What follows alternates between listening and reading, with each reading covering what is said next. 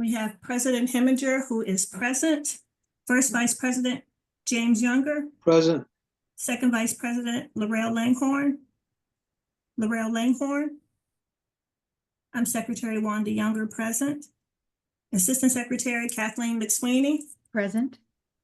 Treasurer Adriana Spain. Present. Executive Committee at Large Karen Nightingale. Executive Committee at Large Kelly Macbeth. Executive Committee at Large Nadia Conyers. Here. Communications Leah Matterall. Criminal Justice Amy Stitzel. Legal- Present. Economic Development and Labor Gary Gaston. Education Tia Alfred.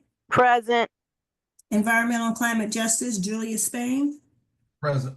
Health Tasia Iglesias. Housing Wells Harrell. Present. Political Action Jan Marie Pena. Religious Affairs Pastor Davis. Present. Religious Affairs Rosa Dunkley. Present. Scholarship Julie Dufresne. That concludes the roll call. Thank you. Good evening, everyone. It's 7:05 p.m. I'm President Heminger. I'm calling this meeting to order. This is the September General Membership Meeting of the NAACP Arlington Branch. Pastor Davis, could you open us up with a word of prayer and bless this evening's meeting? Absolutely, and thank you for the opportunity. Let us pray. Almighty God, who has given us this good land for our heritage, we humbly beseech thee that we may always prove ourselves a people mindful of thy favor and glad to do thy will. Bless our land with honorable industry, sound learning, and pure manners. Save us from violence, discord, and confusion, from pride and arrogance, and from every evil way. Defend our liberties and fashion into one united people the multitudes brought hither out of many kindreds and tongues. Endue us with the spirit of wisdom, those who we name and we entrust the authority of government, that there may be justice and peace at home, and that throughout obedience to that law, we may show forth thy praise among the nations of the earth. In the time of prosperity, fill our hearts with thankfulness, and in the day of trouble, suffer not our trust in thee to fail, all of which we ask through Jesus Christ our Lord. Amen. That is the prayer of unity for our nation from the Book of Common Prayer. Thank you, Pastor Davis. I just want to take a quick pause to allow us all to reflect on those powerful words.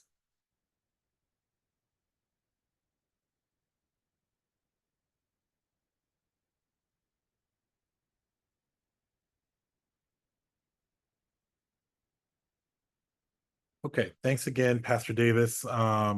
Truly appreciate those words. Ordinarily, we would recognize our elected officials.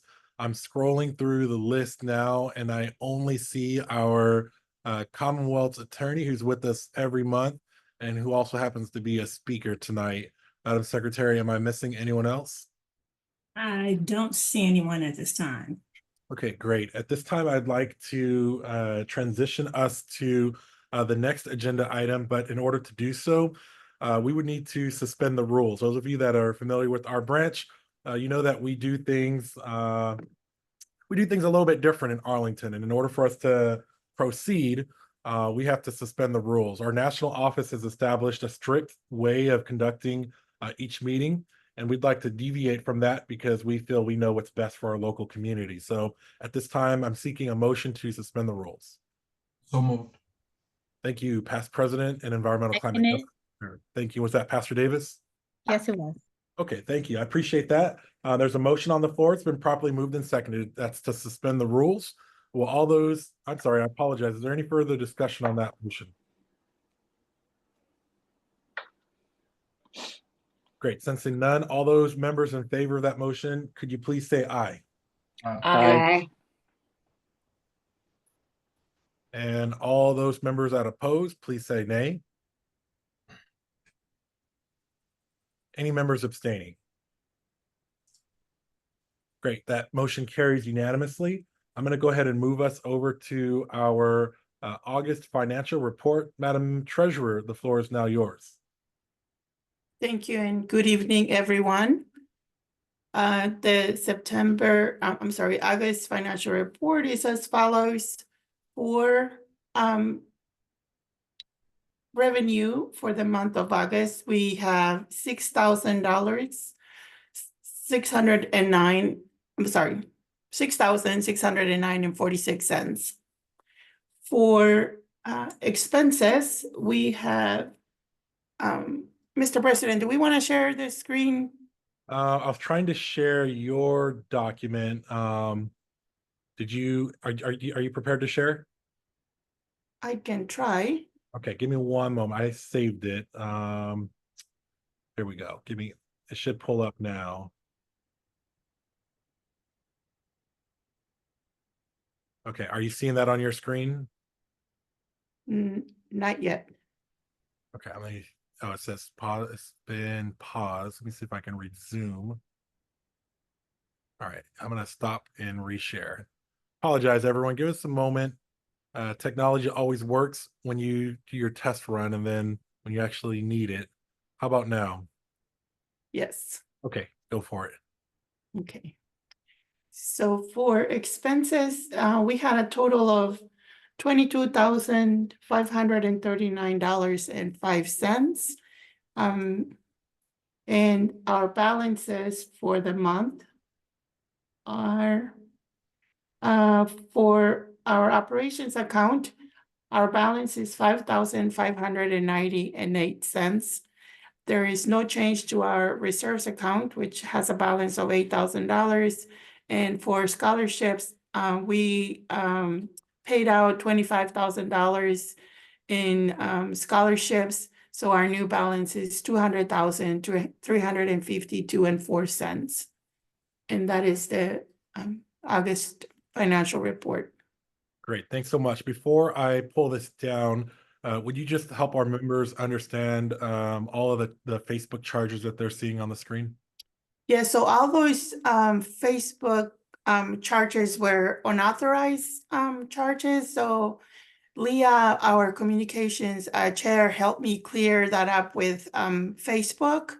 And the bank also had us get a whole new card to set up a new account, an account, and clean up all our accounts, really. And so all those Facebook charges have been refunded. So you will see that in the next financial report. Okay, great. And just for the benefit of all of our members joining, I just wanted to quickly point out some of those large dollar items. As mentioned, those Facebook charges will be reversed. We'll see that reflected in the September financial report. You'll remember that our branch previously approved legal action in an effort to help us pursue our FOIA litigation. So there is a charge for $14,000 for that at the very top. Every year, all branches in Virginia have to pay a state assessment. So that is our $2,000 charge towards the bottom. And then Pastor Davis generously fronted all of the costs for our backpack drive. So that $32,82.14 that you see at the bottom is a reimbursement check for Pastor Davis. At this time, I would seek a motion from a member to accept that report as presented and subject to audit. Would anyone like to make that motion? I move that we accept that report as presented as subject to audit. I second. Thank you, Assistant Secretary, and thank you, Sister Dunkley. There's a motion on the floor, members, to receive and adopt that financial report. It's the August 2024 financial report as presented by the treasurer and of course subject to our own internal audits. It's been properly moved and seconded. Is there any further discussion? Any questions, any comments, any concerns? Okay, hearing none, will all those members in favor of that motion, would you signify by saying aye? Aye. Aye. Aye. Aye. And all those members that oppose, please say nay. And any members abstaining? Okay, great. That motion does carry. I appreciate that. I'm going to go ahead and move us to the next item of business, which is to elect our nominating committee for the upcoming elections. And so every 2 years, each branch of the association does hold branch elections. And so this administration has been in office and in role for almost 2 years. The time has now come upon us to elect our nominating committee. This committee will be responsible for essentially vetting any officer that is seeking election and making sure that their membership is in good standing. They will present a report at the October general membership meeting for all of those that qualify to be on the ballot. The rules for the nominating committee and the election procedures for this year call for us to elect between 5 and 15 members to this nominating committee. So at this point, I would like to see if there's interest for members to join this nominating committee. Again, we need between 5 and 15 members. We cannot have more than 2 current executive committee members serving on this committee. And again, their role is to help vet any candidates that are running for office for a branch officer position. Madam Commonwealth Attorney, go ahead.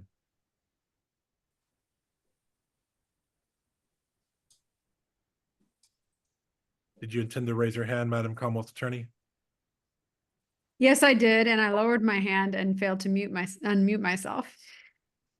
Can you please tell us what kind of a time commitment you think that might be? Sure. I will lean on our past presidents to help me out, but essentially the secretary will produce a roster of the current executive committee, how long they have served, their attendance record, and a list of all the current members of the branch. There will be folks that submit a nomination form or consent form that has 3 members that have signed off saying that they should be members. And essentially, you're just verifying that their membership is current, that they're eligible to run. And so I don't imagine that this would be more than a 1 to 2 hour commitment. Past President, I see your hand is raised. Yeah, just for clarity, right, it's probably not even no more than an hour. What's supposed to happen is between now and October, anyone in good standing who would like to serve in the NAACP will fill out the form that the president has stated.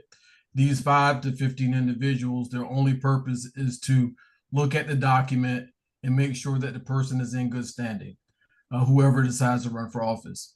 And the secretary is to provide a roster to that committee with all the members who are of in good standing. So basically, you will get those petitions, those nomination forms, and all you're doing is meeting and you're going through this list and making sure everyone's in good standing. And then in the following month, being October, that committee will say, hey, we receive a nomination from person X for this position. And then there's an election, there's another committee after that, but 1 hour, hour and a half, maybe at the most, if that, and it can definitely be done quickly. Am I missing anything, Karen?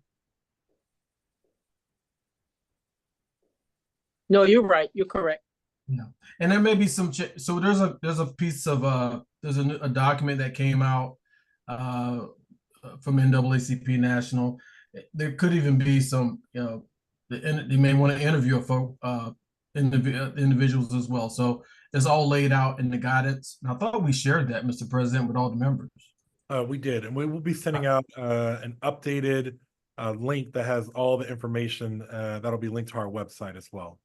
Yep. Okay, great. Do we have at least five members willing to serve on that nominating committee?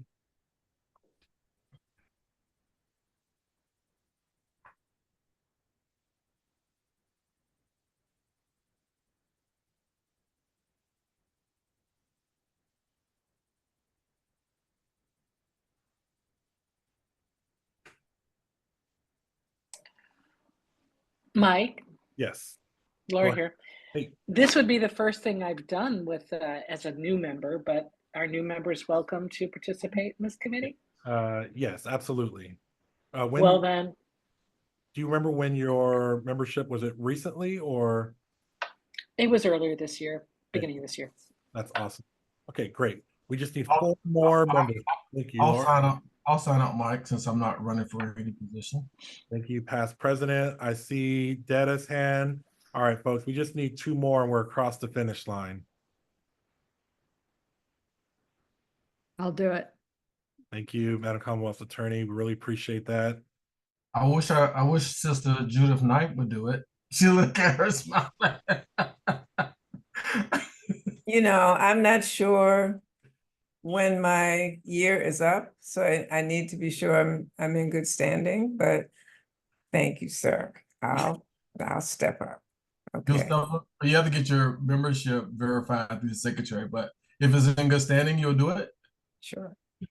Okay, great. It's a really light lift. We're not gonna, I don't imagine, I could be wrong, but I don't think, we're gonna have 100 people raising their hand to be the president of the NAACP. So, okay, we have 5 folks. Is there anyone else interested? Okay, great. At this time, I would entertain a motion to elect member Laura Saul Edwards, member and Gold Life member, I should say, past president and Environmental Climate Justice Chair, JD Spain Sr. I think Ms. Detta, you're a Silver Life member. Thank you. Our Commonwealth Attorney, another Silver Life member. And then our member Judith Knight to be the nominating committee for the 2024 branch election. Would anyone like to make that motion? I'd like to move that we nominate and elect these 5 individuals to be on our nominating committee. Great. I Thank you. second. Thank you, Assistant Secretary, and thank you, Sister Dunkley. We now have a motion on the floor that's been properly moved and seconded. Is there any further discussion? Any comments, questions, concerns? Okay, great. All those members in favor of that motion, could you please signify by saying aye? Aye. Aye. And all those members that oppose, please say nay. Okay, and any abstentions? Great, no objections, no abstentions. That motion carries unanimously. Within the Mr. next, President, past president, go ahead. sorry, I meant to bring this up. I know this is kind of out of order, but you probably need to be prepared should Miss Judith Knight, if her membership is not open, you may want to leave, you need to leave the door open for any member of the NAACP to apply should Miss Knight membership not be active, just in I case. will renew. I just don't know what month. I would just renew if I'm no longer active. Okay. Okay, I'm assuming I can do that, right? you can do that. That should be no problem. Okay. So in the next 10 days, our secretary will call the first meeting. I imagine that she will send out a doodle poll to get everyone's availability. And the nomination window is now open. It will close at the October general membership meeting. Again, we'll post more information on the election procedures on our website. And then more information can be found in that election procedures manual. So I thank you all in advance for your service. We are expecting a guest, Mr. Miller. Are you on with us, Mr. Miller Pitts? Yes, sir. Yes, sir. Good evening. Hey, good evening. Welcome. Let me just introduce you real quick, and then we'll turn the floor over to you. And then we'll certainly hear from our Commonwealth Attorney as well as our electoral board. So we're in for a treat tonight, folks. Just give me one moment as Mr. Miller's bio is pulling up. Mr. Miller Pitts is a combat veteran, a military spouse, a father, an educator, a service-disabled small business owner, a homeowner, and community activist. Stephen has been committed to service to his faith, his family, and his community, and his nation. He joined the military from high school after the passing of his brother his senior year. Inadequate healthcare access resulted in his brother Jeremy being misdiagnosed and passing at the age of 14. Stephen served honorably, being forced to medically retire in 2015 due to deployments in Iraq and Afghanistan. He is on the burn pit registry looking to continue to fight for veterans and their families. Stephen focuses on preparing his Virginia State University students with tools to impact the world, veterans advocacy, mental health, small businesses, workers and unions, criminal justice reform, environmental justice, and education are core areas that Stephen seeks to address. Stephen knows what it's like to live check to check. He understands the cost of childcare, just to work a job, just to barely be able to make it. His parents are both deceased. He didn't inherit a law firm and doesn't come from a family of developers. He is committed to a life of service, and his pillars of access, resources, and equity are principled in his approach to address the concerns of communities of color and those that are voiceless. So many of you know that Virginia has been named a priority state in this upcoming election. And so as a result of that, Virginia is going to see resources that other states are not going to see. And that includes volunteers, that includes monetary resources. And we're fortunate enough to have Mr. Miller Pitts on as a campaigns consultant for the state of Virginia. So with that, Mr. Miller Pitts, the floor is yours. Welcome. Good evening. And we can't wait to hear what you have to say tonight. Thank you, President Heminger. I appreciate the opportunity to be before you and your unit this evening. Good evening, everybody. My name is Stephen Miller Pitts. I'm your Civic Engagement Director for Virginia with the NAACP National Office. And so the bottom line to what my job is to work with units across this election cycle. You know, this is a very important election, and we see that the margins of Black voters that do not vote would shift a lot of elections in the past few election cycles. And so the NAACP is very intent on having tiered states so that we can get individuals out to vote. And so the way that we do that is through engagement, education, and mobilization. And so my job is to help units come up with unique ways to get out there. The first phase was the volunteer phase, where we were recruiting and getting members of branches to sign up to volunteer in ways like canvassing, phone banking, and different opportunities to intersurface with the community, to talk to them about being engaged and educated on this current election cycle. And so part of my responsibilities are to work with units to recruit their members to volunteer, and then help them set up canvases and phone banks as we go into the GOTV phase, which is the get out the vote phase. And so we know that the NAACP is nonpartisan, but we are very involved in the election cycle because we want to drive voter turnout, and we have a listserv of African-American voters that we want to engage that normally do not come out in these election cycles. And so it's a robust plan, and we're working the certain phases. Right now, we are on the tail end of the voter registration phase, and then we go full-fledged into get out the vote phase. And so I will make sure that I send to your president some of the graphics and the opportunities to volunteer. And I just really appreciate the opportunity to be before you this evening to discuss anything civic engagement, voter protection, that questions that you may have. And so President Heminger, I appreciate the opportunity to be before you. And barring any questions, thank you all for the opportunity to speak this evening. Thank you, Stephen. We appreciate you being here. We know that you have very important work that lies ahead. Do any members have questions for Mr. Miller Pitts before we transition to the next agenda item? Could you drop your contact info for our members in the chat? Just there will be a few hundred people that will likely watch the recording of this. So let's just, if you don't mind, go ahead and drop your contact info in the chat. I see past President Spain is going to break the ice. Go ahead, past President. Of course.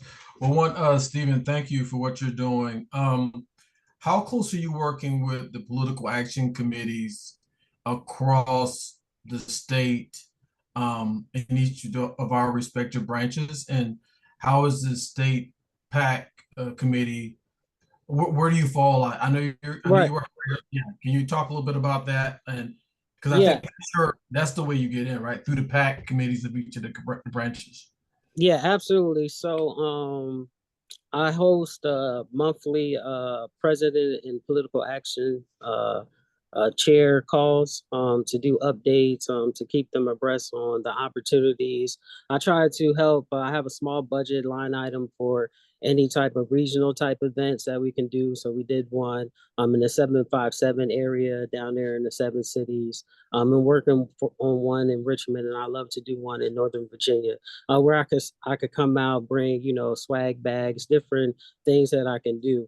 And then we've been having, all calls with members and presidents and everything. And so we know that, you know, your email can get over inundated. So I try to have frequent meetings. So maybe you'll catch one, you'll see an email, like there's a call at 8 o'clock that I have to hop on, right? It's an all call, right? And so it's like, just trying to be consistent in communication, and hopefully members will see it when they have opportunity. But definitely pushing the information down through the presidents and the political action chairs throughout the Commonwealth. Well, last piece is, how are you connected to our HBCUs, i.e. Hampton, Virginia State, you know, Norfolk State, and even our community colleges here with your outreach? That's a great question. I work with the civic engagement table, and so I'm working on some regional events in that manner too. We're doing an event in NSU with a lot of regional partners and everything, and then I'm trying to plan one in the Virginia State area for those type of opportunities also in Virginia State area. And so I'd love to find a school in Nova if you have a contact. All right, thank you. I see Ms. McGowan has raised her hand as well. Ms. McGowan, go ahead. Yes. Hi, good evening, everyone. I have a question. Thank you. Oops, Stephen. Okay, so I have worked on, doing some campaigning, but we did a lot of text messaging. I work with this one organization, and it seems like when we have to do, well, when I've tried to do the phone bank, it got to be a little complicated. And to me, it wasn't as simple as just making a phone call. I mean, it was a lot more involved in that. So what avenue how do you all do your phone banking? Right. So When did you recommend it? What I do is I can set up like a Zoom call, so you can be on the device. I work with the system's called NGP Van. And so in the system, you basically just log in. You don't have to have a account. I give you a code. You click on the code, and then you can make calls, right? It's an automatic dialer. So you'll see the script. It's there. You click a couple tiles, and then you move right to the next call when you're done with the call. Sometimes a lot of the calls go unanswered, so you just gotta select the appropriate box. But I train you in the beginning of the call, so make sure everybody's comfortable. And the Zoom is like a hub for you. So if I could put on music or something, so we can kind of do it together, but you go at your own pace. Okay, and so you don't do the texting, it's only the phone calls, correct? No, we do texting too. So I do it the same way. Like I'll set up a Zoom and then give Did you hear me? access. Can you hear me? Yeah. We can hear you. Yeah. Okay. Yeah, I do the texting, phone banking, calling or texting. It's the same. The system's the same. Okay, thank you. Okay. All right, thank you. Next up, we have Ms. Kissel. Go ahead. Can I just ask a question? I'm sorry. Go ahead. Can I ask Stephen a question? Yep, go ahead. The floor is yours. So our branch does a lot of door-to-door, and we do canvassing, and we are kind of mostly booked up until the October 15th deadline. But then we could just do pure get out the vote. And it sounds to me that, like, if we told you that we would like to canvass a particular area of Arlington, you could get us a list, like a van list. Yes, ma'am. Yes, ma'am. I can cut the turf. Yep. People that don't vote consistently, and we could do a canvas. I mean, I would love to get to work with you and get that going. Yes, ma'am. I put my email in the I chat. got it. So just send me an email. We can set it up whenever you're ready. I can cut the turf. You can tell me how many volunteers, and so we can have a realistic number of turf I cut. And then I'll send you the list, and you can get it Perfect. right off a minivan. Yep, absolutely. Great. All right, thank you, Ms. Detta. Any other questions for Mr. Miller-Pitts while we have him? Past President, go ahead.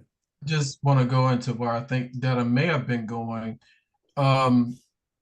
You, Stephen, so I know where you're at 757, a lot of the Tidewater area. When we talk about Northern Virginia, are you talking about, can you come up here? Can you bring your team, whether that's Prince William, whether that's Loudoun, whether that's, Alexandria? Can y'all physically come up here to this? Yeah, I can come up. I can come up there. As long as I have, I got to manage my calendar right. And so as I get events, I can come up there and be in person and participate. Okay, that's all. Thank you. Okay. All right, any other questions for Mr. Miller-Pitts before he runs to the next voter engagement call? There's a question in the chat about the spelling of your last name. Is it 2 L's, Miller, or 1 L? Yeah, I mistyped it the first time, so I put it in there the correct way. Okay. It is 2 L's. Thank you for that. Mm-hmm. All right, great catch. We appreciate you. Okay, I'm not seeing any other questions. Brother Stephen, I appreciate you for all the work that you're about to do. I know the road is not going to be easy for you, but just know whatever support we can offer you from our branch up in Northern Virginia, the answer is yes. We're all hands on deck, and we appreciate your service as well. So thank you. And thank you all for having me this evening, and enjoy the rest of your meeting. Thank you. And I'll see you out there. Thank you. Okay, folks, we're going to move us on to the next portion of our agenda. I just want to read these two bios and I'll bring up our speakers. Our first speaker on the panel is going to be our Commonwealth's attorney. So that's Parisa Dehghani-Tafti. She's our Commonwealth's attorney for Arlington and the City of Falls Church. She was first elected to a 4-year term in November 2019. She came to the office of Commonwealth's attorney with a 20-year record of criminal justice reform as an innocence protection attorney, a public defender, and a law professor. Parisa sought the office because, in her own words, "I always knew what I hoped for in a justice system, and so I finally decided to live inside that hope." Parisa earned her BA in Philosophy and Comparative Literature from the University of California at Berkeley and her JD from New York University School of Law. She resides in Arlington with her family, and she enjoys reading Jane Austen and James Baldwin, and has an abiding attachment to Star Trek. I don't know if I knew that last part. Also joining us tonight is Kim Phillip, the chair of the Arlington County Electoral Board, and director, Northern District Virginia Electoral Board Association. That's a tongue twister. Kim Phillip has served on the Arlington County Electoral Board since 2021. She holds a BA in religion from the College of William and Mary and an MA in interdisciplinary studies, religion and the world traditions from George Mason University. So, Madam Commonwealth Attorney and Chair Phillip, are you all presenting simultaneously, or will one of you go first? We are coordinated. Awesome. Yes. I figured you might be. So let me see if I can bring you up. Okay, go ahead. I will share screen for you. Thank you. And President Heminger, just a brief correction on my title in the electoral board. I'm actually secretary of the board. I'm not chair right now. Gotcha. Former chair. My apologies. That's all right. And before we start, I would just like to say that I'm in very good company with the Star Trek, because our own Stacey Abrams not only loves Star Trek, but actually had a cameo in Star Trek Discovery. I did not know that. All right, go for it. Floor is yours. All right. Thank you. Thank you, President Heminger. Thank you for inviting us both to present tonight. So we're going to be discussing voter rights in Virginia. You can go ahead and go to the next slide.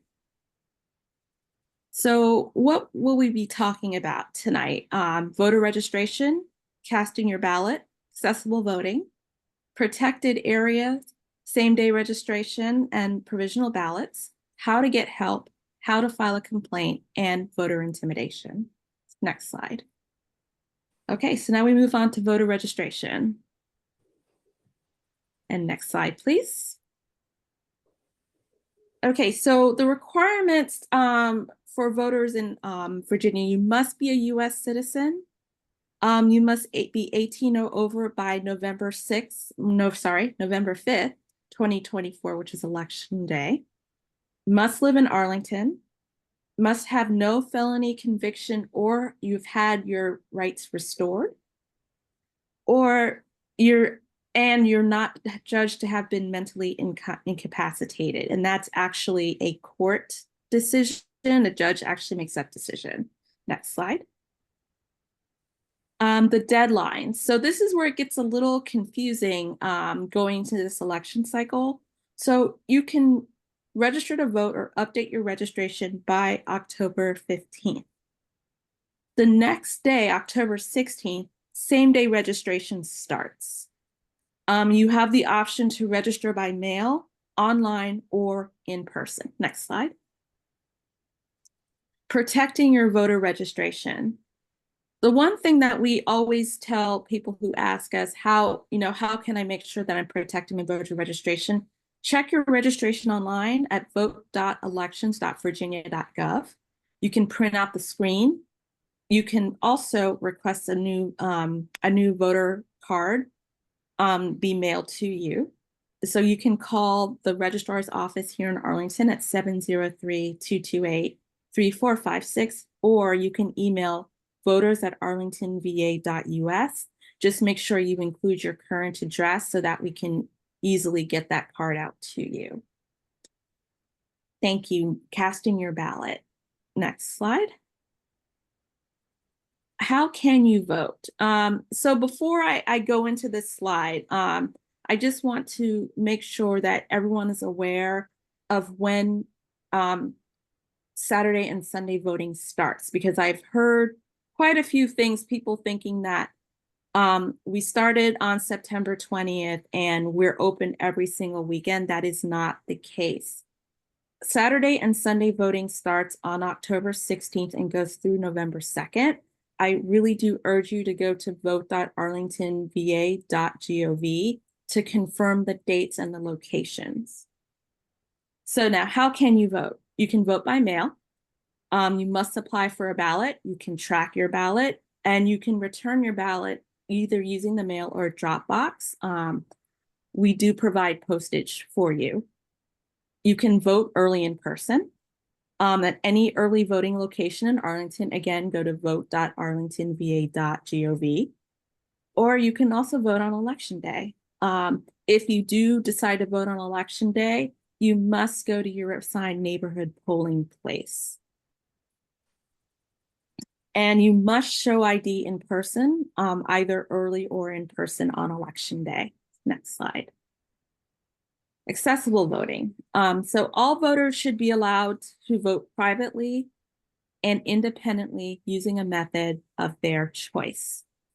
All early voting sites and polling places are ADA compliant, have an ADA ballot marking device, and offer curbside voting. So next slide. Protections at the polling place. So we have by code a 40-foot area where the following activities are prohibited: loitering or congregating, giving, offering, or showing any ballot or campaign materials, asking for a person's vote, trying to influence a person's vote, possession of a firearm, hindering or delaying a voter or officer of election, and interfering with the orderly conduct of an election. So that's within the 40-foot and also inside the polling location. You can go to the next slide. Thank you.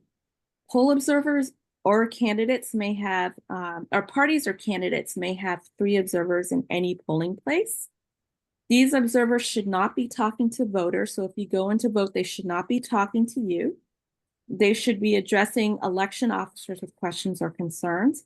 They are permitted to listen and watch check-in, but they cannot see how you mark your ballot or your confidential information. If at any time you're uncomfortable, you see a poll observer and you're just uncomfortable, you're not sure what's going on, notify an election officer. Only election officers can request your ID or your name. Next slide. Poll greeters. So parties or candidates may have workers outside of the 40-foot protected area passing out information or sample ballots. They cannot block, hinder, or delay voters from entering or leaving a location. If you have any concerns, your first contact should be to that election officer, because they will go out and make sure to talk to the poll greeters out there. Next slide. Provisional ballots and same-day registration. So all voters can cast a provisional ballot. These are issued when a voter's eligibility cannot be determined on election day and must be reviewed by the electoral board. So the two most common types, lost or did not receive a mail ballot. So we mailed out a mail ballot and it just did not get to you. Or you returned a mail ballot and it has not gotten back to us. And then the other one is same-day registration, which again, must be cast in the precinct where you live. Next slide. How to get help. So the election officers are on site, they're there all day. They should be the first people that you go to if you need help. If anything else comes up, call the office 703-228-3456, or you can send an email to voters@arlingtonba.us. Your other option is to contact the State Board of Elections. Next slide. How to file a complaint. Talk to your election officers. You can call the office or send us an email. You can also file a complaint with the State Board of Elections. You can file a complaint with the DOJ or the FBI, or contact a political party, campaign, or other organizations. There are a number of organizations and political parties who do voter protection, so you can also contact them as well. Next slide. Okay, so what is intimidation? Physically blocking a polling place, using threatening language, yelling at people or calling them names while they are in line, disrupting or interrogating voters, looking over voters' shoulders while they are voting, questioning voters about their choices, citizenship, or criminal record, displaying false or misleading information, spreading false information, invasion of a voter's physical space, loitering near voters visibly inside of or outside of a polling place. So that would be like the 40-foot, confronting voters wearing military or official looking uniforms. So next slide, and I'm going to go ahead and turn this over to Parisa. Hi, everybody. I love that Kim and I are presenting coordinated in a coordinated way, because what we have been trying to do really since 2020 is have a very close relationship with our electoral board, with our registrar, with our law enforcement agencies, to make sure that every single person who is eligible to vote is able to vote without undue intimidation. And one of the forms of undue intimidation that have come up over the course of the last several years is this idea of militia activity. And militias are illegal in Virginia, and so they shouldn't exist to begin with.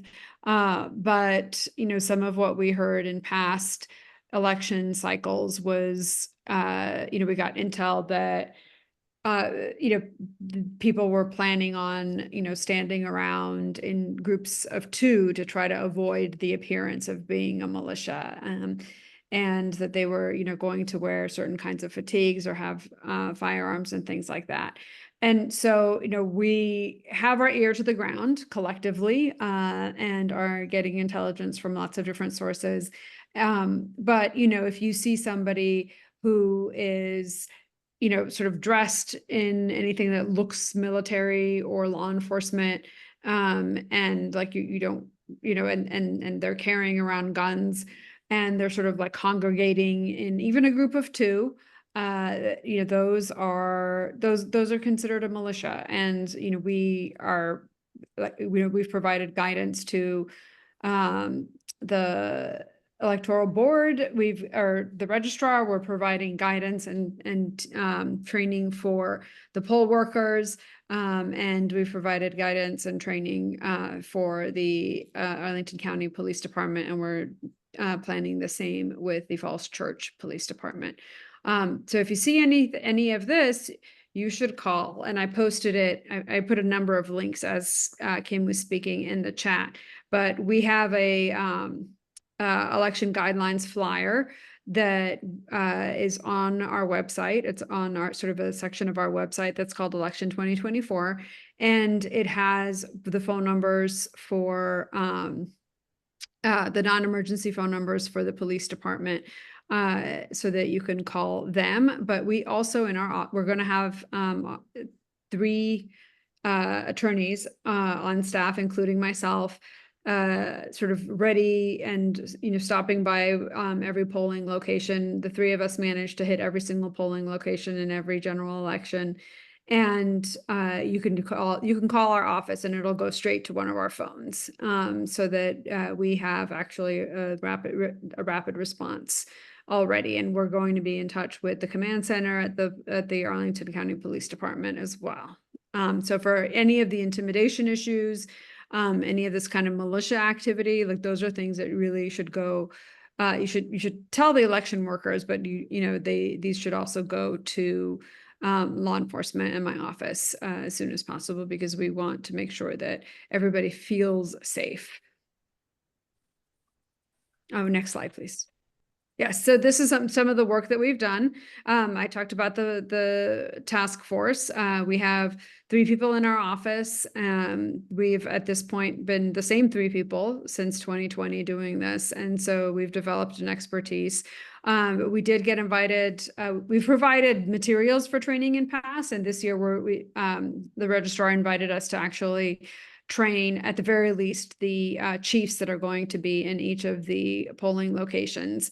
And we also have been collaborating with training ACPD officers, so that the patrol officers know what to look for and what to expect and how to respond.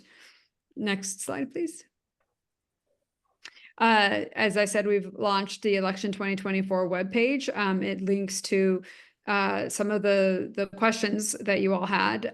You can find right on, like links right from that Commonwealth Attorney webpage that I also put into the chat. And part of the public education is meetings like this. And so if there's anywhere that you would like Kim or me or both of us to go, it's really important that I'm committed to making myself and my staff available to go over all of this material. And I also said, we're going to be having increased election day staffing. We are on the ground on election day. We are stopping by the command center with our law enforcement agencies, but we're also stopping at every single poll location, which for those of you who wonder, as Democrats, why I'm not poll greeting on election day, that's why, is because I'm actually doing my day job and making sure that the election is safe and secure. Next slide, please.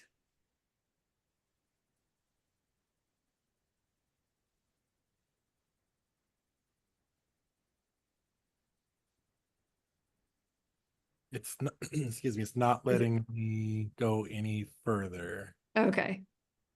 Yeah, I think well, our office number, I'll put it in the chat, but our office number is 703-228-4410. And so that will be another number that you can call if you see something. I'm hoping that we all have questions. So that's about it for me. Kim, did you have anything else? No, that's it for me. I will, President Heminger, I'm gonna update the slides so that, the Commonwealth's office's contact information is included. I'll send those out to you. Okay, awesome.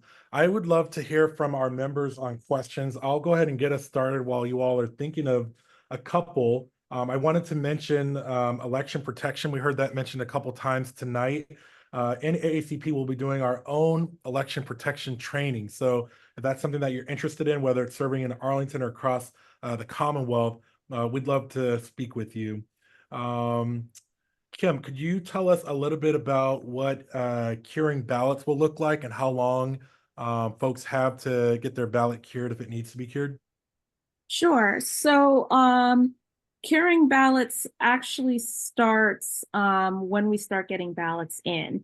And those are going to be ballots that we receive by mail. And basically, we can't actually physically open the envelope and look at the ballot. But what we can do is look at the envelope and make sure that the information on it that is required by law is filled out, which includes the last 4 digits of your social security number and your date of birth, as well as your name. So making sure that information is filled out. If it is not, then that's when we contact the voter and have them come in to actually cure that ballot. Awesome. And what is the final date to have ballots cured?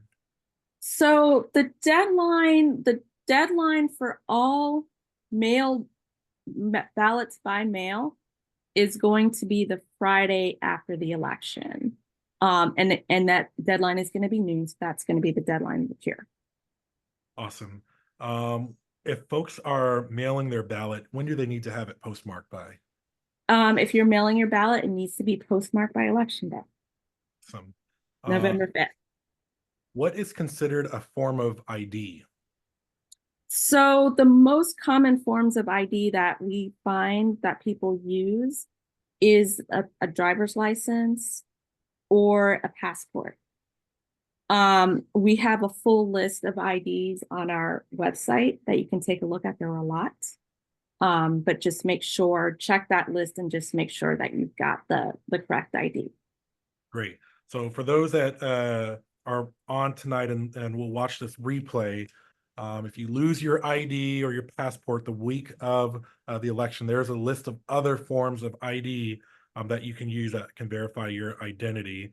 Could you tell us a little bit about how the vote will be tabulated?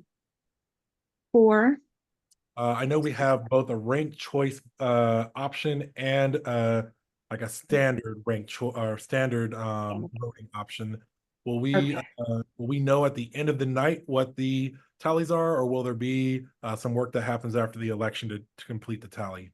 Sure. So for the I'll start with just the regular standard election, the non-county board races. So those are going to be exactly the same way they've always been, which is like the winner take all format. We will have preliminary results posted that night. These are preliminary and unofficial results. And part of the reason for that is we have to wait until the noon deadline for mail-in ballots. And then we have to wait for the State Department of Elections to come back to actually return a list to us of the registered voters so that we can then work on those provisional ballots for same-day registrations. And so our process does not end on election night, and it does not end until we certify the election. So we have 10 days after the election to certify the results, and that is getting everything in, verifying all those provisional ballots, and anything that we need to follow up on as well. And so when we hold our electoral board meeting in November, that's going to be the night that we will certify the results. Awesome. 2 more, and then I see a bunch of questions coming in, which is great. A few community members have asked me in the ranked choice election, do they have to rank every candidate, or can they choose to not rank certain candidates? Sure, that's a great question. So no, you don't have to rank every candidate. No voter is obligated to vote for everyone that's on their ballot. They can vote for whoever they want. So don't feel that just because it's ranked choice voting, you must rank your top 3. And I forgot to answer the question about how ranked choice voting will work as well for election night. So we're going to basically be doing it the same way that we've been doing it. We're going to release the first round on election night. And again, those are going to be preliminary and non-official results. Again, we have to wait through all of our deadlines and we get our information from the State Office of Elections. And then after that, we'll be able to tabulate the next rounds. Great. My final question I'd love to hear from both of you is, in the previous elections, particularly in general elections, there's been concerns around just the safety and security of the election. What can you tell our members to ensure them that this year's election in Arlington County will be a free and fair election? Did you want to go first, Parisa? Sure. So I want to start with like the idea that we have unfair elections or insecure elections has often been weaponized to discourage voting, and as has, you know, the acts of actually making them unsafe, or, you know, sort of spreading rumors about the parade of horribles that can happen. But, you know, we're preparing for those things. So we've been doing, I spent Friday, you know, doing tabletop exercises with other prosecutors about, you know, scenarios and how to respond in case things happen. But I want to make sure that the community realizes that a lot of the rhetoric around elections, and particularly around voter fraud, is a lot of that is designed to suppress the vote. And you know, we've been doing, my office has been doing exactly what we did this year. You know, it's been building up for several years to what it is, to the point where we're now getting invited to engage in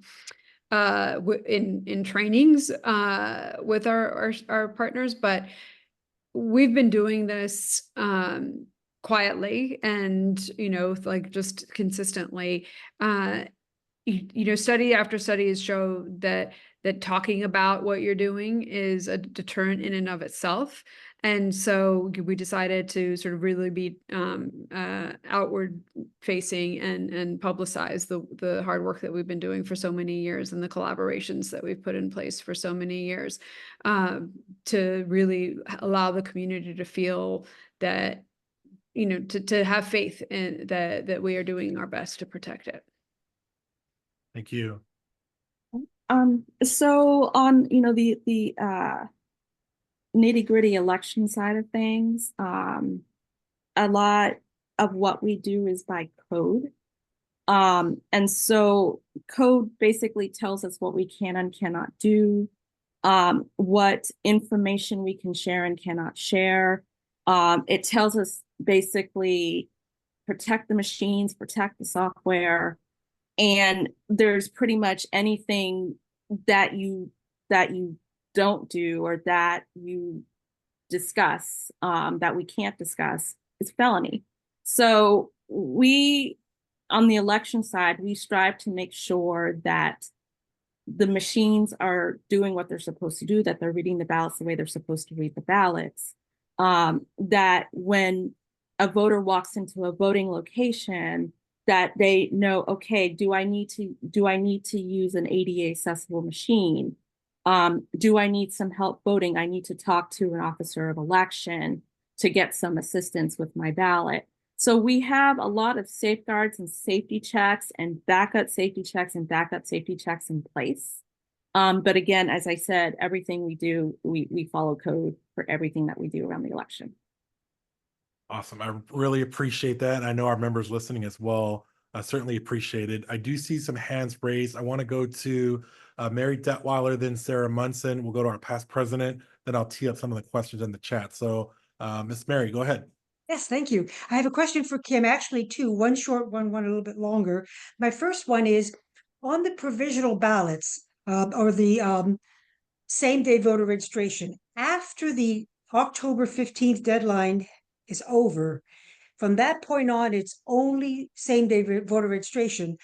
But I understand that voters can go, if they've not registered yet, they can go to their polling site on November 5th, do a provisional ballot there as they register to vote at the same time. During that intervening 2-week period, 2-3-week period, can they vote anyway and register as well? But they must have to go to a voting registration site like a satellite or courthouse or early in-person voting center to do that. Am I correct? So you mean up until October 15th? Well, from October 16th through November 4th, well, not November 4th, November 2nd, can somebody who's not yet registered go to one of those early in-person voting sites and register and vote on the spot? That's correct. Yes, they would fill out the voter registration form and complete a provisional ballot. Okay, so they have that option all the way through, and then again on November 5th at their polling site. My other question is, there's always a lot of question about mail ballots and how they are processed and whether there's going to be a long lag time before they get open, processed, counted. And yet everybody wants to know the results as much as they can, even unofficial results, by the end of the night on November 5th. Can you describe the process of how those mail ballots are processed, taken care of? Are they lined up in some way so that they can be counted quickly on election day? Or do they have to be opened, processed, and all that starting election day? So the provisional ballots are fall under the but this would be mail ballots. Mail ballots. Not Sorry about provisional. that. No, you're okay. Mail ballots. So yeah, so when mail ballots are come in, they are double checked. The names, make sure that all the information is filled out completely. If the ballot needs to be cured, we will contact the voter to cure the ballot. But if everything is good and the envelope is completed per the law requirements, then that is opened. It is logged in. It is secured, and then it'll be separated from the envelope. The election officer will not see, when I say election officer, the staff at the office do not take a look at the ballots. They just basically separate. The ballots go into a secure ballot box. The envelopes get stored. And eventually everything makes its way over to the clerk of court for the election. So everything is so that moves everything along more quickly November 5th. Yeah. Thank you. Great. I'm not sure. And when do those get counted? Just, I think that was also a part of the question. So they get a secure box, and when are they counted? Yeah, no, that's a great question. So yeah, they'll be counted as they come in. So yeah. Kim, because I know that's very different from some states. Like I think California cannot begin to do all their processing until election day, and it takes weeks before they can finalize all that.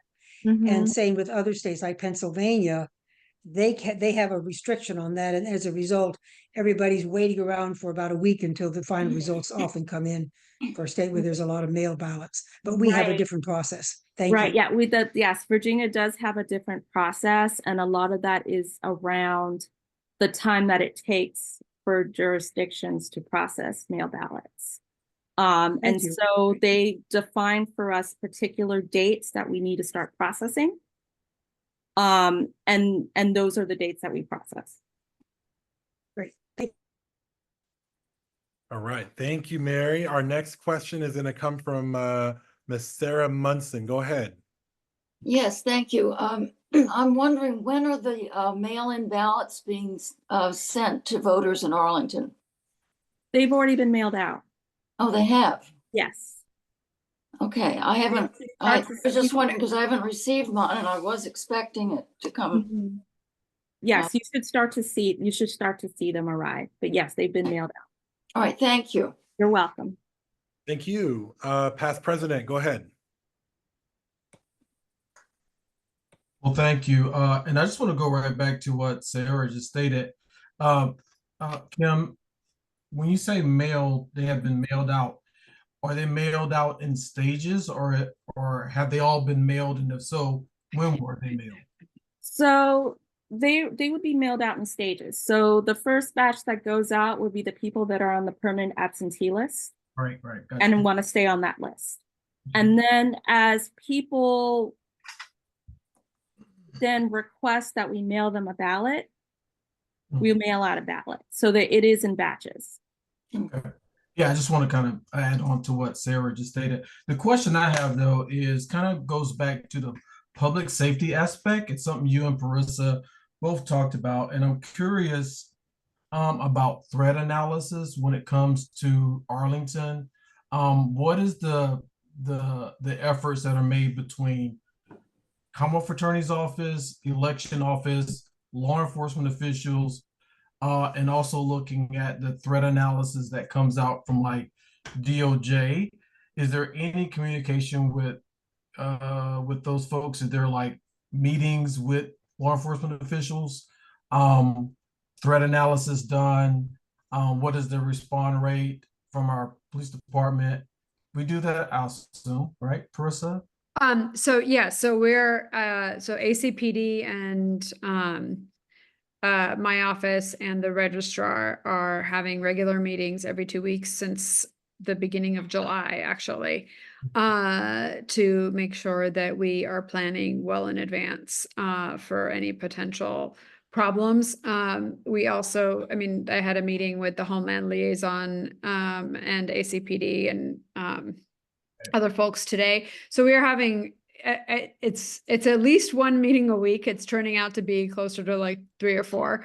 And I've reached out to the Eastern District of Virginia, and I'm hoping to get connected with the folks that we need to get connected there. But we are, we still are, the federal government often shares very limited information with us. But I also am, pretty well connected with the nonprofit organizations that are doing some of this work, like ICAP through Georgetown Law School, and they are constantly sort of monitoring and assessing what's going on. And in fact, in 2021, when we were concerned about militia activity, the ICAP was it was how we found out that my sources there were the ones who told us that this is what they were hearing about in Virginia, and what to look out for. And I immediately shared that information. So between our local law enforcement and our local registrars and my office, there is extremely good flow of communication. Right. And we could talk offline on something else. PSA, public service announcements, utilizing Arlington County television network. Kim, your office is using that to share information such as what you've done tonight, to talk about election dates and perhaps answer some of the minor questions that can be given on a PSA on TV. Yeah, so we actually work with the CAPE team with the county, and we have put together a video. So that video is out, so you should see it on the Arlington County website, and also it's been shared via social media. So yeah, definitely take a look for that video. Thanks, Joe. Thank you, Mr. President. Thank you. Miss Judith Knight, go ahead. Thank you. I'm not sure if this applies in Arlington, but I heard about this just in the last couple of days. Concerns around voter suppression and concerns that in places where people have to show 2 IDs, that their IDs have to match. If you have been married and you haven't changed your license or you haven't changed your passport, that could impact your ability to vote. And it seems to disproportionately impact women who might be in those situations. So I don't think we are required to show 2 forms of ID. I'm not sure. I don't recall, but there are places where voter suppression is rampant and they're changing the rules seemingly daily. And so people really do need to check their voter registration and check what the rules might be for their state because they're changing. So just wanted to mention. Yep, I appreciate that. And we all know these elections are won in the fringes and the margins. And so 1/4% here, 1/2% there, another 1/2% here is how this election will be decided. So Ms. Judith, you're absolutely right on those suppression efforts. Ms. Tia Alfred, go ahead. A really quick question. I just found out today, I'm not sure if my daughter will make it back in time for election from college. Is it too late to have something sent to her and have her send it back? It is not. She can actually request a ballot be mailed to her. Just have her go to vote.arlingtonva.gov and she can go ahead and request the ballot, or she can call the office and request a ballot. Okay, thank you. You're welcome. Thank you. I don't see any more hands. So I'm going to kind of just go back to the chat. These are all excellent questions that might actually protect someone's right to vote. So keep them coming. So let me just kind of run through the ones that I see here. Miss Alice, I see that you asked for a list of all the IDs that can be presented to each voter. And I do see our Commonwealth attorney has responded to that. For those that are watching online, feel free to check out the voter identification chart for Virginia to find out what an acceptable form of ID will be. From Miss Romana, she says, you refer to letting our election official know if there's any problems. Is every poll worker an election official? If not, our election official is clearly identified at the polling places. Does every polling place have an election official to report problematic activity to? Is there training to become a poll worker? Are attorneys needed? And if so, in what capacity? I did see a couple answers in the chat, but just for those that are watching online or on YouTube, would you both kind of care to just answer that question? Sure. So for election officers, all of the people who work in the polling places, whether that's early voting or on election day, who are or assist with the canvass are election officers. They actually take an oath. They go through quite a bit of training. And when I say quite a bit, it's a lot of training on how to do that job the proper way and do it effectively. And so that voters can come in and vote and have a good experience voting. So yes, so there is definitely training. They are all election officers. They are all taken oath. There are people though at the polls, and I used to do this from the time that I became an attorney, who are party representatives, and each party is allowed to have one attorney representative who is a poll watcher. That I haven't seen very many of those in Arlington, to be honest, but they do tend to, for both parties, tend to be in majority minority districts, or places where the vote would get suppressed. So having represented the Democratic Party in some of these, I ended up in those jurisdictions to make sure that people were not being turned away because of language issues, and people were not being turned away for the wrong kind of ID just because they had the election official was either not knowing or not wanting to accept that form of ID. But there are now many Republican poll watchers as well. And so, there's one person from each party allowed inside that has to be an attorney, and we sign up and we get trained for all of that. And then there's one person from each party allowed outside. And usually those people are in communication with each other. So if you want to be a poll watcher, and you happen to be an attorney or are willing to stand outside to, sort of report on how long the line is, and you're in constant communication with like some of these boiler rooms in case there's any problem. I don't remember where you sign up for that. Kim, do you remember where you sign up for that? I think I think the parties have their own signups. Okay.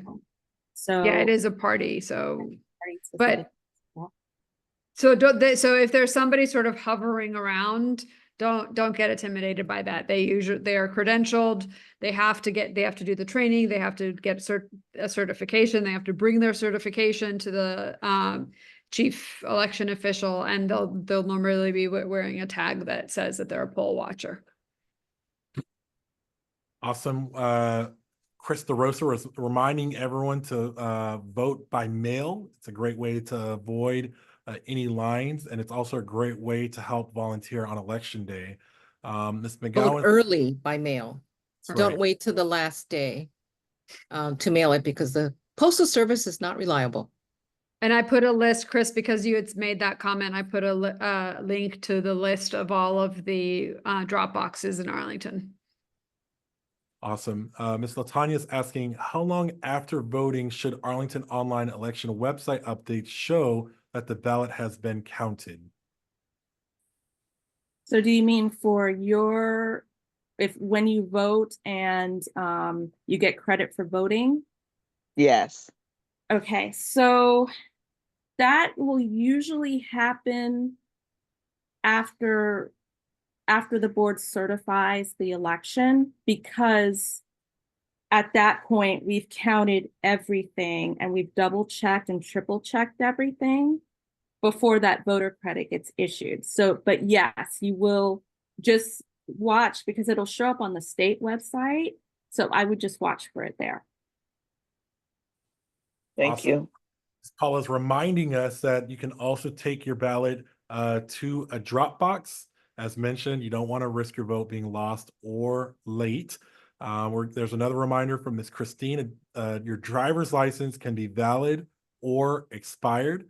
Remember, people of color are disproportionately impacted by voter ID laws. Sorry, there's a dog outside my door. And also, with that vein, if you get a ballot, if you have requested a ballot by mail, and you don't want to drop it back in the mail, and you don't want to drop it in one of the drop boxes, you can take it to one of the polling places. You can take it to the registrar's office. There's going to be a ballot box there. You can just drop it in there. Awesome. Point of clarification from Chris: are mail-in ballots scanned every day rather than all on November 5th? I think I heard you say they're sorted, but then are they processed on election day? Is that correct? They are scanned in batches. So we have for election day, we have 54 precincts, but we actually also have a 55th precinct, which is our early voting precinct. And so all of those mail-in ballots, the credit will go to the precinct, because that is what the code says, that it has to be reported by precinct. But it all kind of falls within that early voting umbrella.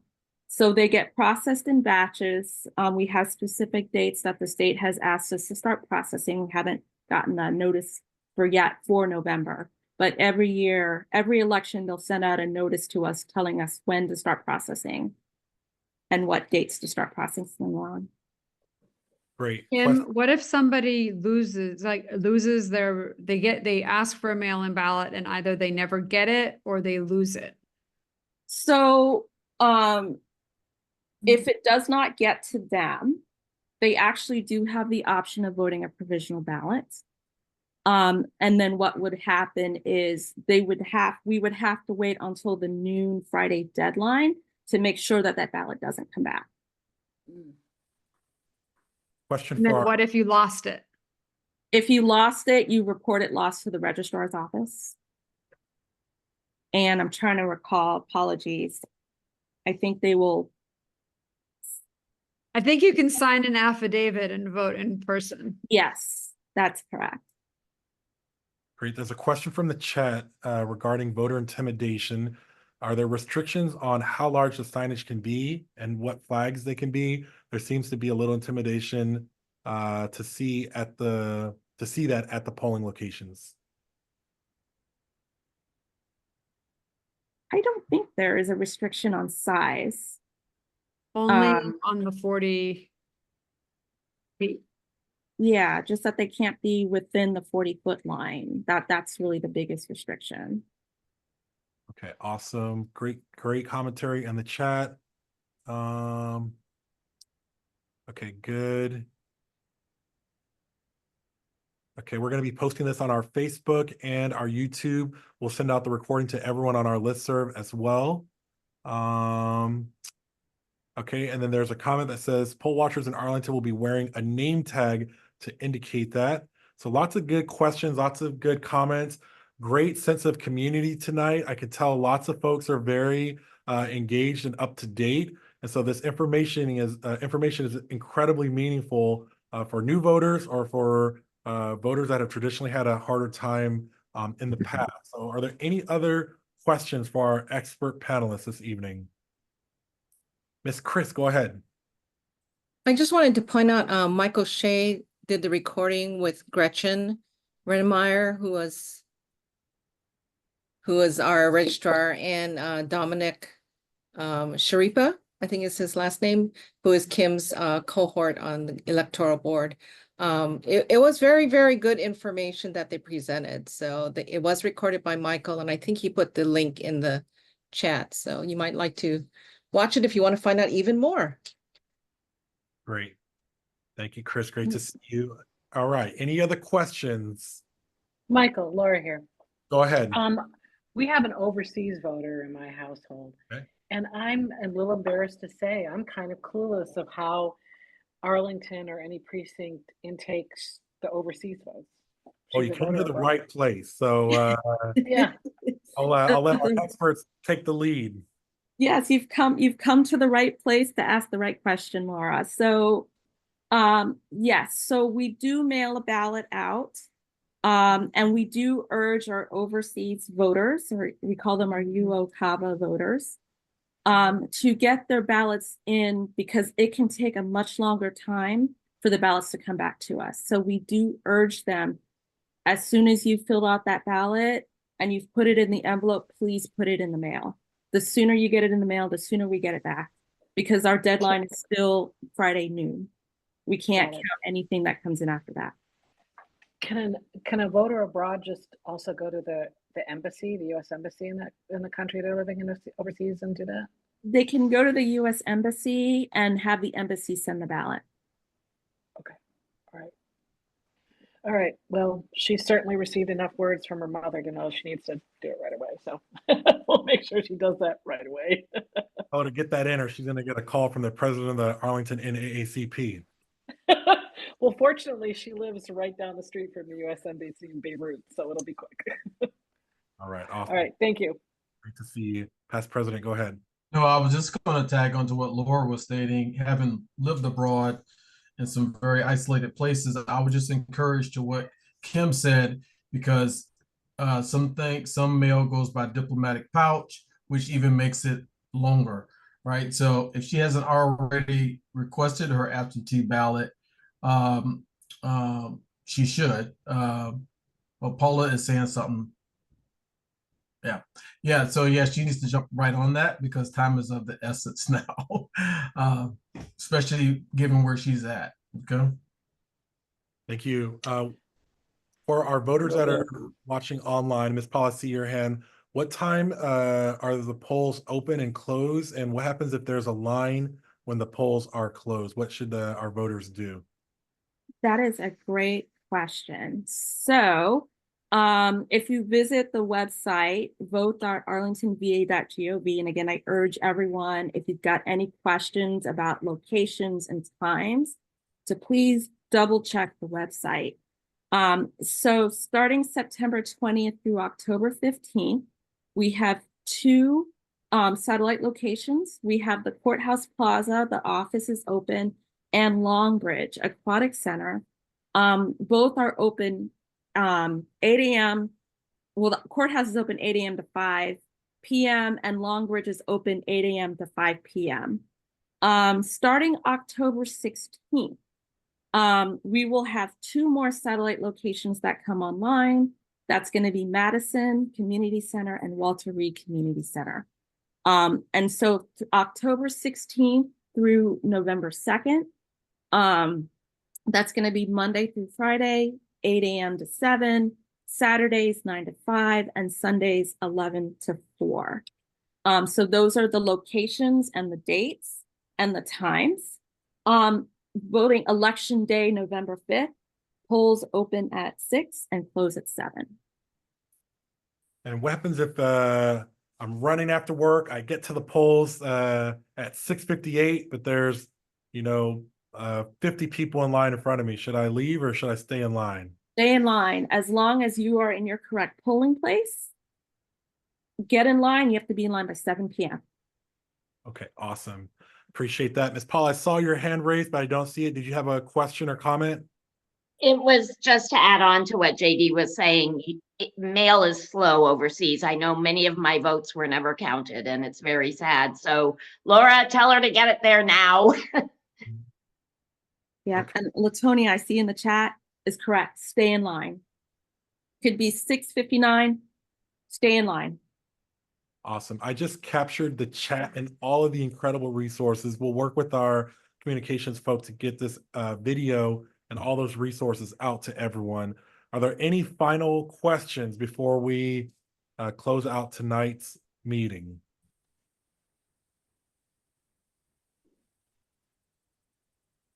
Okay. I know this says, Mary, go ahead. Very quick one. I understand that there is a dashboard that the Arlington County General Registrar's Office operates that will record all the absentee, early votes, all of that, and keep track of that for Arlington for anyone who wants to take a look to see what our progress has been.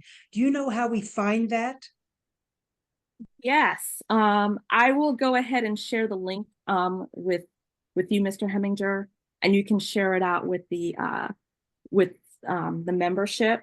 We also, our registrar also puts together a report, a post-election report, which is also really quite informative to look at. It kind of distills everything from that dashboard into one report that's actually really user-friendly and very easy to read. Thank you. Great. All right. Thank you. All right. Let's go, Kim, with the final words, and then we'll go to our Commonwealth's attorney on why our resident or why our citizens should vote in this upcoming election. Sure. So I am a firm believer in that voting is a civic duty, and it's a right that should not be taken for granted. It's an opportunity for us really to make a choice in terms of who we want to see elected for office. And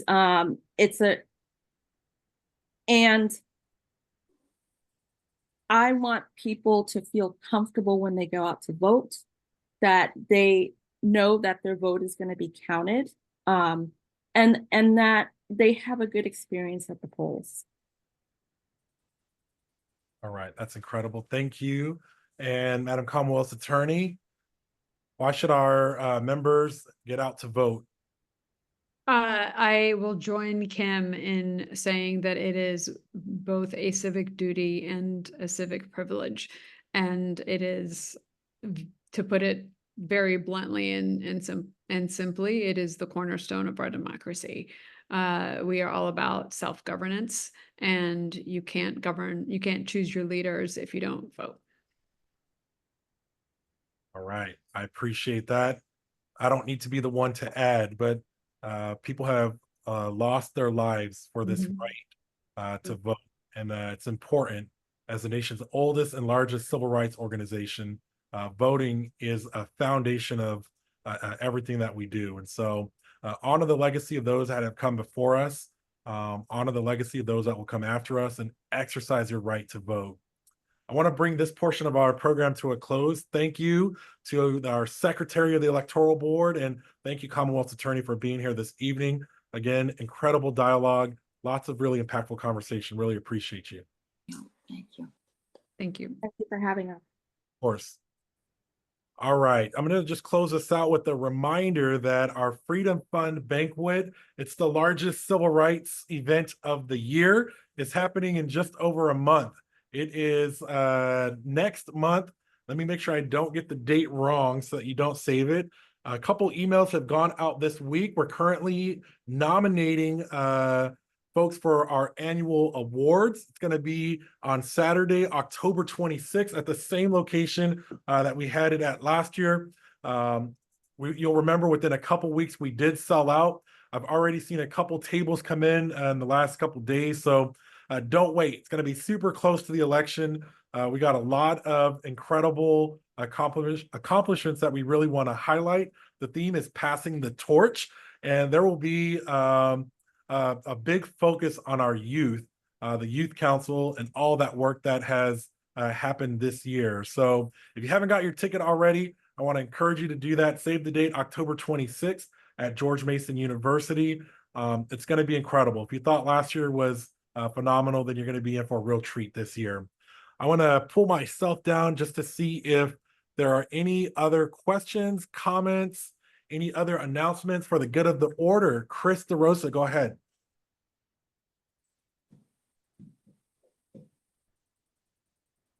Sorry, that was a mistake. Okay, that's all right.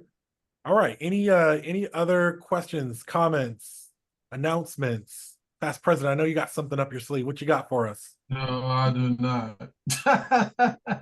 Okay. You have your second and first VP here. They showed up, and maybe they want to have something.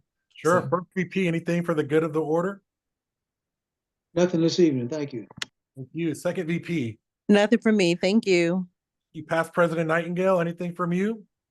No, just everyone get their tickets and get out to the banquet on the 26th of October, George Mason University. The illustrious Dr. Gregory Washington, president of George Mason University, is our keynote speaker. Please come out. All right, Miss Latanya, go ahead. I just have a quick question, and excuse my ignorance, but all the referenda that's currently on the Arlington ballot, those funds are already allocated, and it's just asking us if we want to spend it on the various things they're talking about, or is that going to cause our taxes to go up to fund all of that stuff? Let me see. I thought I saw Miss Monique Bryant on. Miss Mo, are you with us? I know she was on the first part of the meeting. So we're actually going to have an update at that at our October meeting. So we'll talk about that a little bit more in depth. There'll be some resources that we present as well. Miss Monique Bryant and I believe a couple others are kind of leading that charge in the community. Okay, thank you. Thank you, Mike. I can say a few things about it. If you want me to lean in. Who's that? Who's where's she at? Latanya. Sure, you have my number. Please reach out. The NAACP, really, given the nonpartisan aspect, really doesn't weigh in on local issues like that as it relates to the referendums or taxes to that effect, because I guess you could say it's in the eyes of beholders, depending on what your needs are and what you want in the community. But feel free to reach out to me, and I can really talk you through those areas that are on the ballot. Also, the county has done a really good job laying that information out in some background on the website itself, so you can get a innate understanding of what each one of those areas are for in those bond referendums. Okay, but I'll put my number in the chat if you want to call and talk to me about it. Okay. Okay, thank you. Barry, go ahead.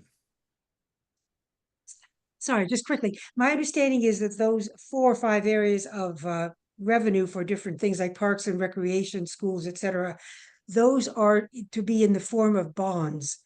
They're not direct taxes. They're actually to be bonds that are going to be sold out there to raise the money. Obviously, we have to, as a county, we have to pay the bonds back over a long period of time. Thank you. All right, thank you. I don't see any other hands, so I'm going to close this out with one of my favorite quotes. And it is from the great Nelson Mandela. And he reminds us that our greatest fear is not that we are inadequate. Our greatest fear is that we are powerful beyond measure. So take a moment to think about that as we close out. Thank you all again for being here with the nation's oldest, boldest, and largest civil rights organization. This was an incredible meeting with lots and lots of learning tonight. Thank you all so much. Take care.